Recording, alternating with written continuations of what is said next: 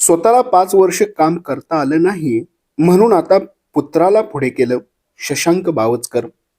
स्वतः आमदार असताना त्यांना 5 वर्ष काय करता आलं नाही आणि त्यामुळे आता लायक न ठरल्यामुळे आता पुत्राला पुढे करून राजकारण करण्याचे काम करतायत, असा टोला कोरोची येथे लक्ष्मी मंदिर जवळ व चिंतामणी गणेश मंदिर कोरोची येथे आयोजित कॉर्नर सभेवेळी त्यांनी लगावला.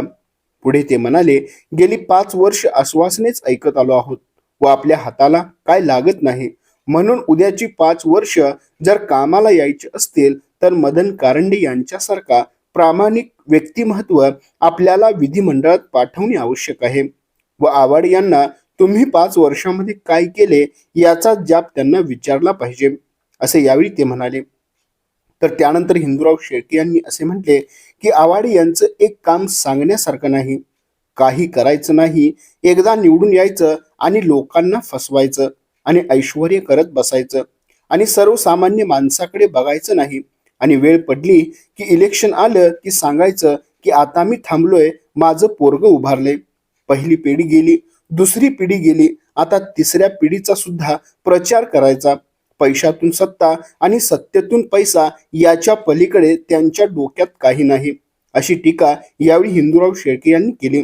यावेळी सयाजी चव्हाण, सदा मलाबादे, मोरबाळे, शशांक बावचकर, दीपक पाटील, अवधूत गोरे, अनिकेत देसाई, सतीश लोहार, आनंद शेट्टी, पोपट शिंदे, चंद्रकांत आवळे, देवानंद कांबळे, रणजित शिंदे, अमर कोरोचीकर, असलम संधी, ग्रामपंचायत सदस्य साहेबलाल शेख, स्नेहल कोरोचीकर, हालिमा संधी यासह मोठ्या प्रमाणात कार्यकर्ते, महिला मोठ्या संख्येने उपस्थित होत्या. पाहत रहा N51 न्यूज. उद्याच्या 20 तारखेला महाराष्ट्राच्या विधानसभेच्या निवडणुका होऊ घातलेल्या आहेत आणि या निवडणुकीमध्ये आपल्याला आपल्या भागातून प्रतिनिधी निवडत असताना तो कशा पद्धतीचा उमेदवार आपला तिथं पाठवायचा आहे याच्या संबंधीचा विचार करण्यासाठी आपण या ठिकाणी आलो. 20 तारखेला मतदान करत असताना मागच्या 5 वर्षामध्ये नेमकं काय झालं, 5 वर्षापूर्वी कोण कोण आपल्याला काय आश्वासनं देऊन गेलं आणि त्या आश्वासनांची पूर्तता, तुमचे आमचे सामान्य माणसाचे प्रश्न, विकासाचे प्रश्न, मूलभूत समस्या याची मांडणी त्या ठिकाणी विधिमंडळामध्ये झाली का, विधिमंडळातनं हे सरकारकडनं हे प्रश्न सोडवून घेतले गेले का, याच्या संबंधीचा उहापोह करून उद्या मत मागायला येणाऱ्या मंडळींना आपल्याला जाब विचारावा लागेल की मागच्या 5 वर्षात आपण नेमकं काय केले. 5 वर्षापूर्वीची जी आश्वासनं तुम्ही दिली त्या आश्वासनांची पूर्तता करण्यासंबंधी 5 वर्षामध्ये तुम्ही काय भूमिका घेतली आणि मग आज कोणत्या तोंडाने तुम्ही या ठिकाणी मत मागायला येतात याचाही जाब आपल्याला विचारावा लागेल. महाविकास आघाडीचे उमेदवार मदन कारंडे यांचा प्रचार करत असताना मदनराव हे एक सर्वसामान्य कुटुंबातले एक व्यक्ती आहे, बहुजन समाजाचा चेहरा आहे.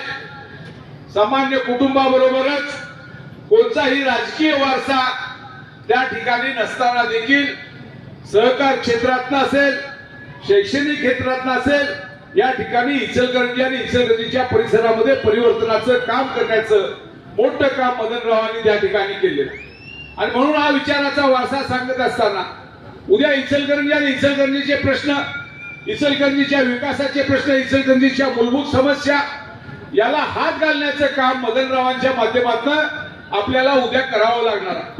गेली 5 वर्ष केवळ आश्वासनांची वाट आपण पाहत बसलो, पण आपल्याला हाताला त्या ठिकाणी काही लागलं नाही.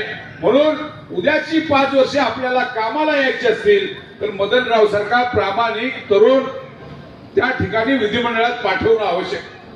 इचलकरंजी आणि इचलकरंजीच्या परिसरातले प्रश्न असतील, कोरोची असेल, तारदाळ असेल, खोतवाडे असेल, कबनूर असेल किंवा चंदूर असेल, तिथं असणाऱ्या ग्रामस्थांचे प्रश्न, तिथल्या असणाऱ्या दैनंदिन समस्या मग ग्रामपंचायत असो की नगरपंचायत असो त्या माध्यमातून सोडवल्या जाणं आवश्यक आहे.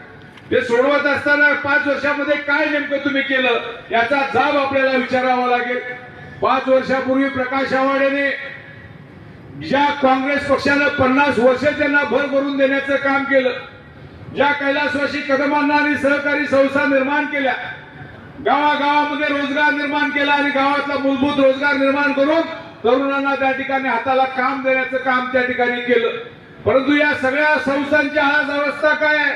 ज्या वेळेपासून प्रकाश आव्हाड यांचं नेतृत्व या संस्थांना लाभलं त्या दिवसापासून या गावातल्या सहकारी संस्था असतील, सहकारी पतपेढ्या असतील, त्या ठिकाणी सूतगिरण्या असतील किंवा साखर कारखाना असेल, या सगळ्याची वाट लावण्याचं काम या प्रकाश आव्हाड यांनी या ठिकाणी केलेलं आहे. म्हणून आज आपण पाहतोय सूतगिरण्यांना कुलप लागली. काही सूतगिरण्या या भाडे तत्वावर चालवायला द्यायला लागल्या.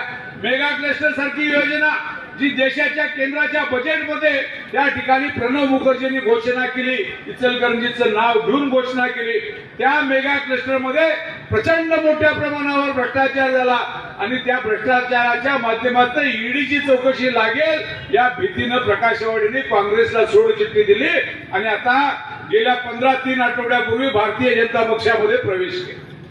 हे कशासाठी चाललंय? केवळ आणि केवळ स्वतःचं घर भरायचं, केवळ आणि केवळ स्वतःच्या मुलाला आमदारकी मिळवून द्यायची, घरातल्या माणसाच्या पलीकडे तिथं दुसरं कुणालाही संधी देण्याचं काम त्या ठिकाणी केलं नाही. आणि म्हणून ही लोकशाहीला खऱ्या अर्थाने काळीमा बसण्याचं काम, सत्तेचं केंद्रीकरण करण्याचं काम आणि या केंद्रीकरणाच्या माध्यमातून सत्तेतनं संपत्ती आणि संपत्तीतनं सत्ता याच्या पलीकडे प्रकाश आव्हाड यांनी आणि त्यांच्या पुत्रानं काही काम केलं नाही. स्वतःला 5 वर्ष काही करता आलं नाही आणि त्यामुळे आता स्वतः लायक न ठरल्याच्या कारणानं आता पुत्राला पुढे उभा करून त्या ठिकाणी राजकारण करण्याचं काम करतात. काय केलं त्यांच्या पुत्राचं काम? काय त्यांनी काय कोणते मोठे दिवे लावले आणि कशासाठी त्यांना विधानसभेमध्ये पाठवायचं हा प्रश्न उद्याच्या 20 तारखेला तुम्हाला आणि आम्हाला त्यांना विचारावा लागणार आहे. याचा जाब त्यांना विचारावा लागणार आहे.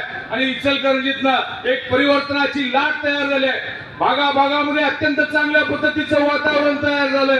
सगळ्या ग्रामीण भागात चांगल्या पद्धतीचं वातावरण तयार झालंय आणि एक बहुजन समाजाचा तरुण आणि तडफदार उमेदवार, चारित्र्य संपन्न उमेदवार, सहकार आणि शैक्षणिक क्षेत्रामध्ये काम करणारा उमेदवार त्या ठिकाणी विधिमंडळामध्ये पाठवायचा निश्चय सगळ्या गावातल्या लोकांनी केलाय, ग्रामस्थांनी केलाय. तुम्ही अशाच पद्धतीची साथ या मंडळीला, आमच्या उमेदवारांना